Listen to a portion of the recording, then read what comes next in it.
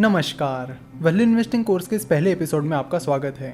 तो आज के इस एपिसोड में हम बात करेंगे कि वैल्यू इन्वेस्टिंग क्या होती है, वो कैसे काम करती है और वो कैसे शुरू हुई। वैल्यू इन्वेस्टिंग को सबसे पहले मिस्टर बेंजामिन ग्राहम ने यूज करना शुरू किया था। मिस्टर बेंजामिन ग्राहम जाने माने stock market investor mister Warren Buffett के गुरु हैं। मिस्टर बेंजामिन ग्राहम ने 2 बुक्स लिखी हैं, इंटेलिजेंट इन्वेस्टर और सिक्योरिटी एनालिसिस, और इन दोनों बुक्स में उन्होंने वैल्यू इन्वेस्टिंग के बारे में काफ़ी बातें की है। आगे चल के उनकी वैल्यू इन्वेस्टिंग की ये टेक्निक काफ़ी ज़्यादा पॉपुलर हो गई और बहुत सारे लोग वैल्यू इन्वेस्टिंग को यूज़ करने लगे। तो सबसे पहले देखते हैं कि ये वैल्यू इन्वेस्टिंग क्या होती है। वैल्यू इन्वेस्टिंग में उस शेयर के एक्चुअल वैल्यू को निकालने की कोशिश की जाती है। मिस्टर वॉरेन बफेट कहते हैं कि प्राइस इज वॉट यू पे and value is what you get, यानी आप जो पे कर रहे हो वो प्राइस है और उसके बदले में जो चीज़ आपको मिल रही है वो वैल्यू है। सो अगर आप किसी कंपनी में इन्वेस्ट कर रहे हो और उसके लिए जो आप पे कर रहे हो वो प्राइस है और उसके बदले में आपको जो मिलेगा वो वैल्यू है, तो हमेशा वैल्यू जो है वो आप जितनी प्राइस पे कर रहे हो उससे ज़्यादा होनी चाहिए।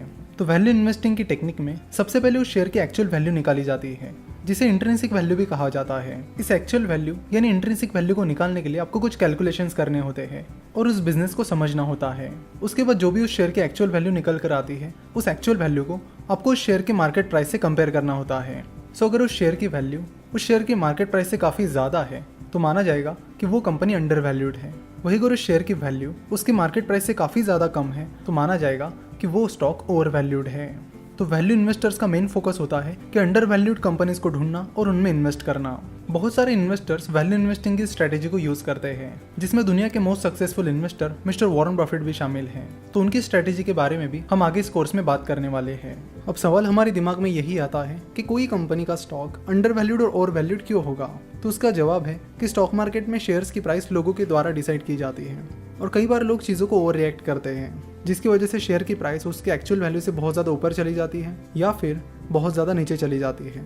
तो लोगों के इस इरेशनल बिहेवियर का फ़ायदा value investors time to time लेते हैं। तो लोग जो चीज़ों को ओवर रिएक्ट करते हैं, इमोशनली डिसीजन लेते हैं या इरेशनल बिहेवियर दिखाते हैं, उसका फ़ायदा अब वैल्यू इन्वेस्टिंग करके ले सकते हो।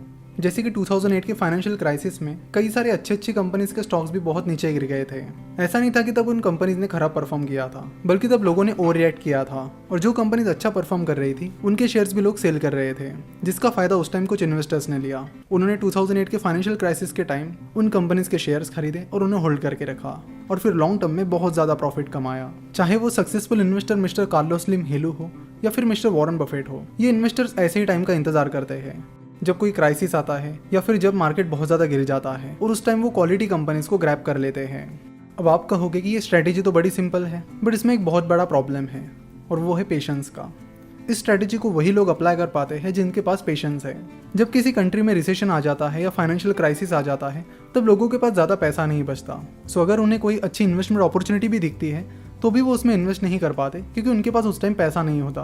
सो इसलिए ज़रूरी है कि आपको कुछ पैसा साइड में रखना चाहिए ऐसी सिचुएशंस का फ़ायदा लेने के लिए, क्योंकि अगर मार्केट बहुत ज़्यादा गिर जाता है या इकोनॉमी में रिसेशन आ जाता है तो आप उस चीज़ का फ़ायदा तभी उठा पाओगे जब आपके पास इन्वेस्ट करने के लिए पैसा रहेगा। तो ऐसा नहीं है कि वैल्यू इन्वेस्टिंग की ये स्ट्रेटेजी सिर्फ ग्रेट इन्वेस्टर्स को ही पता है, ये पता तो बहुत सारे लोगों को है, बस अप्लाई वही कर पाते हैं जिनके पास पेशेंस है, जिनके पास डिसिप्लिन है। और ये पेशेंस और डिसिप्लिन आपको पैसा सेव करने में भी मदद करेंगे। अब ज़्यादातर लोगों की प्रॉब्लम ये है कि जब वो बहुत सारा पैसा सेव कर लेते हैं तब उन्हें लगता है कि उन्हें तुरंत के तुरंत उन पैसों को इन्वेस्ट करना चाहिए, इसलिए वो तुरंत कंपनी ढूंढने लगते हैं और अपने पैसों को इन्वेस्ट करने लगते हैं और इस तरह अपनी जितनी भी सेविंग है उतनी पूरी इन्वेस्ट कर देते हैं। सो अगर उनके इन्वेस्टमेंट के बाद अगर रिसेशन आता है या मार्केट बहुत ज़्यादा गिर जाता है तो उस टाइम के लिए उनके पास कोई पैसा नहीं रहता है ताकि वो अच्छे फंडामेंटल वाले अंडर वैल्यूड कंपनीज में इन्वेस्ट कर सके।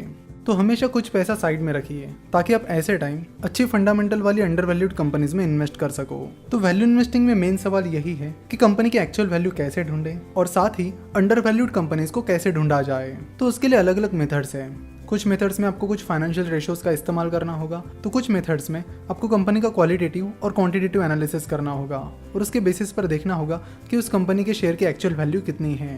तो वैल्यूएशन निकालने के बहुत से अलग अलग तरीके हैं जिन्हें आने वाले एपिसोड्स में हम कवर करने वाले हैं।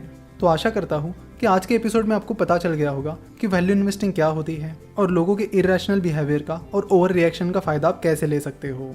नेक्स्ट एपिसोड में हम अंडर वैल्यूड कंपनीज को ढूंढने का एक तरीका देखने वाले हैं जो कि काफ़ी इंटरेस्टिंग है। सो मिलते हैं नेक्स्ट एपिसोड में। वीडियो देखने के लिए और हमारे साथ जुड़े रहने के लिए आपका बहुत बहुत धन्यवाद।